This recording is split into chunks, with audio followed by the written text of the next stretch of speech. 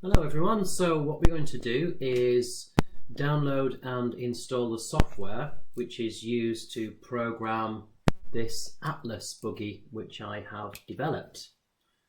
So if you've got the Atlas buggy, fantastic, and it's programmed with the Arduino IDE or Integrated Development Environment, so I'll take you through how to do all of that. So the first place to start off with is at the GitHub repository, and you'll find that we're at github.com/swane, W-A-N-E, /Atlas.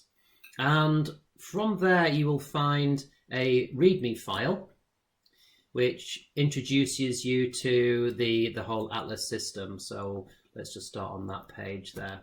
Okay, so there is a user guide which you can download and have a look at. It also repeats these instructions. And you'll see that there's a few other files here as well, which I'll come to in a moment. Okay, so what you need to do is install the IDE from arduino.cc/software. So you would go on to arduino.cc and then go over to software, and you would download the Arduino IDE. Currently it's that version and Windows 7 and newer. So you would install that, unzip it and run it as you normally do. Okay, so once you've done that, obviously I have it installed already, but I'll just open it. And then you'll have a fairly blank Arduino IDE.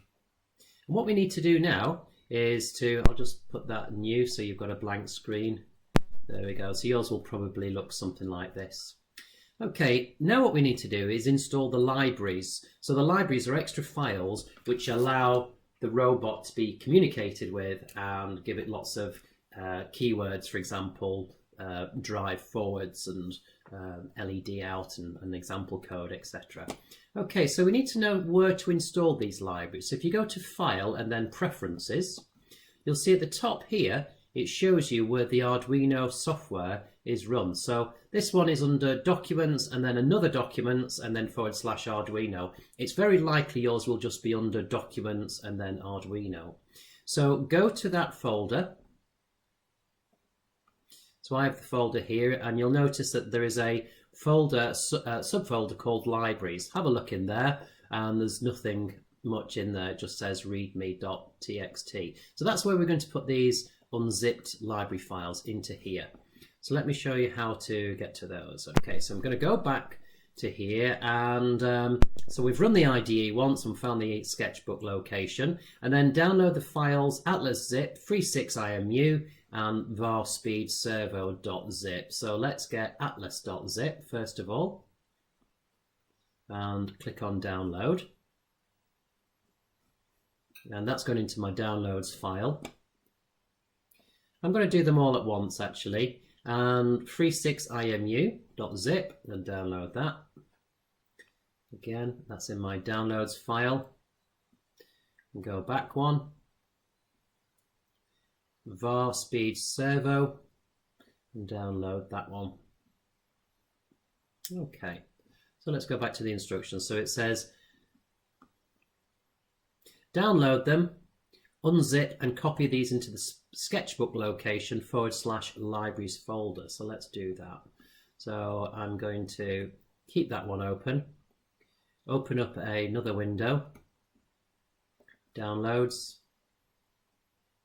Okay, so the first thing I need to do is unzip it. So extract all.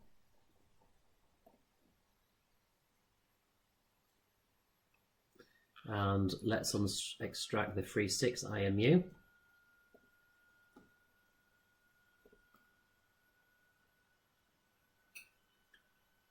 And I will unzip the Atlas.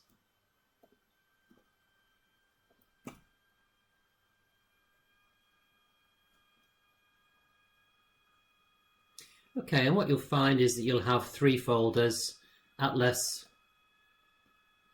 there we go, okay, 36imu, and var speed servo. Now I've just double clicked to have a look at these because they have been saved as a double folder. But what you want is to copy the item from the single folder. You don't want two lots of that folder, if you see what I mean. So you've got var speed servo. So what I'm going to do is just drag the second one over, move that into libraries, go back to downloads, Atlas. You'll notice that there's another folder called Atlas. It's that folder that we put in, so the unzip has created its own folder as well, which is a bit confusing, but you don't want to have two of the same folder names. And var speed servo, we put that one in already. Oh yeah, it's the 3.6 IMU. So I'll double click that and put that in there. So now in our libraries,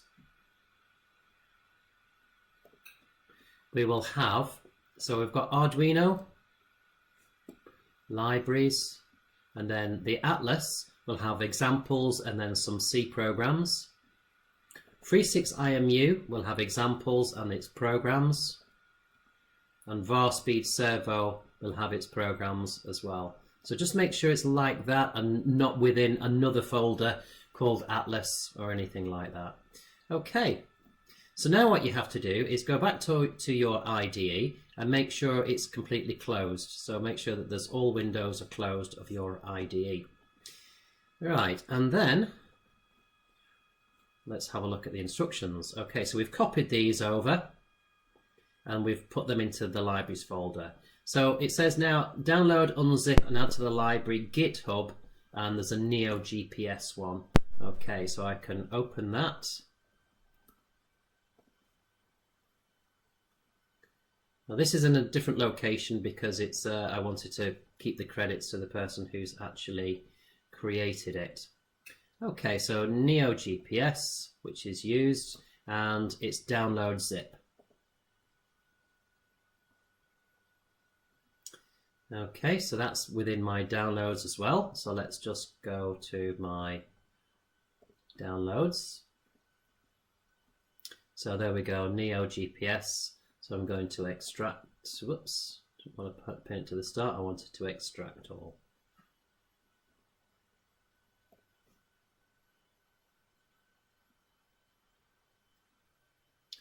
And then what I want to do is, again, copy that one into the libraries.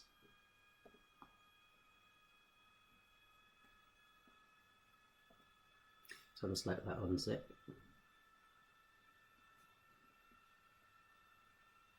Okay, so now we should have a folder called Neo GPS Master.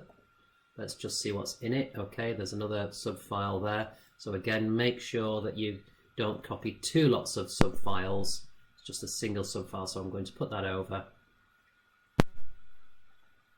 And just make sure that it goes to examples, etc., and source and things like that. Okay, wonderful. Okay, so where are we? Okay, so we've put the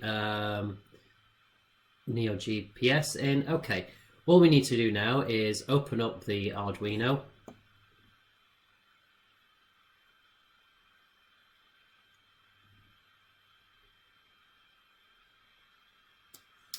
Okay, and we can try one of the example files. So what we have now is we have a whole load of the library files within the system, and I'm just going to see. So you can see these libraries. If you go to Sketch and include library, you can actually see the libraries which is underneath contributed libraries. So you've got Atlas, 3.6 IMU, Liquid Crystal, Neo GPS, Variable Speed Servo. Okay, now what you'll also find is that if you go to File and then Examples, and then for each of those libraries where you have the Examples subfolder, that's where the example files are. So you can have a look at different GPS programs, for example, but the main bit is, because we're going to use the Atlas robot, we're going to use the Atlas example. So let's have a look at what we've got. Okay, let's do a nice simple one. Let's go on to LED. So I'll open up LED, tends to open up a new window. So the main bit here is include atlas.h, which means it includes that file, and then there's it calls within that file initialize, which just sets all of the ports for this robot. Okay, so I've connected this via USB to the computer. So we have to do two things before we can program it. What we can do is, well, first of all, we can just check that this actually works before we even have a robot programmed and connected. So to actually check it, we don't even need the robot, but we do need to tell it which microcontroller it's built for. And the microcontroller is the Atmega 2560. So if we didn't have the Atmega 2560, quite often it's defaults as our Arduino Uno, which is the wrong one. So it needs to be Arduino Mega 2560, like so. Now we can check it without uploading it to the robot by just clicking on the verify button.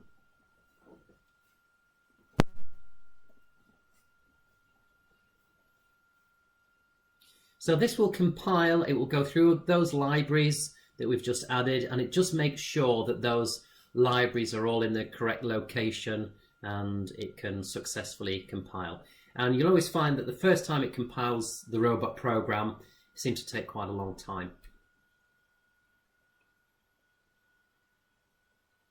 And you'll notice on the bottom right, its progress. So there's a scroll bar, goes over to the right, then hopefully it's complete. If everything comes up with white text in the black bit at the bottom, then everything's fine. If there's an error, then it comes up with some orange text. So then you know that there's a problem.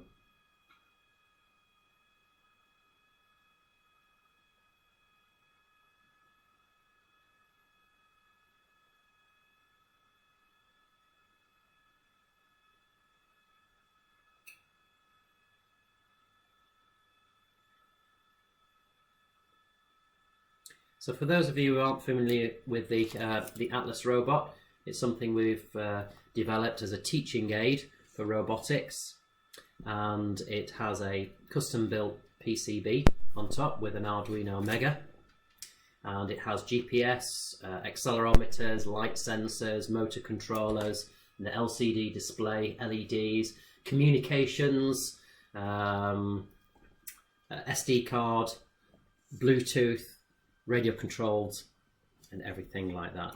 Okay, so that's all gone through. Although there is that little bit, it just says it's archived, and then this all means that it's all okay. So that has downloaded, not downloaded, it's compiled okay. Fantastic, so that's good news. Okay, normally you would want to do that before you actually connect a robot. You only have to do that once, but often you would just directly upload it to the robot. If you're going to directly upload it to a robot, there's just one more thing you have to do. Tools, and then port, and then tell it which port it's connected to. Normally it will be the only one which is highlighted. If you have a serial port on the back of your computer, it's a desktop computer, you might have COM1, so it will not be COM1, it will normally be a higher number, and it will normally say something like Arduino on it. So just have a play. If you're not sure, just try a few of them. So mine is on COM64, but this time I'm uploading it to the robot. Now the upload button does exactly the same as the tick button to verify, but it verifies, compiles, and uploads. So normally you wouldn't verify your program. Normally you would just go straight into uploading. So it does all the compilation straight away. But the tick box is quite good if you don't have the robot with you and you just want to make sure that you've installed the libraries okay. Okay, so that's just uploading, and that says done uploading, and there we have it. It's just flashing some LEDs in the top right hand corner. So it's a real basic program.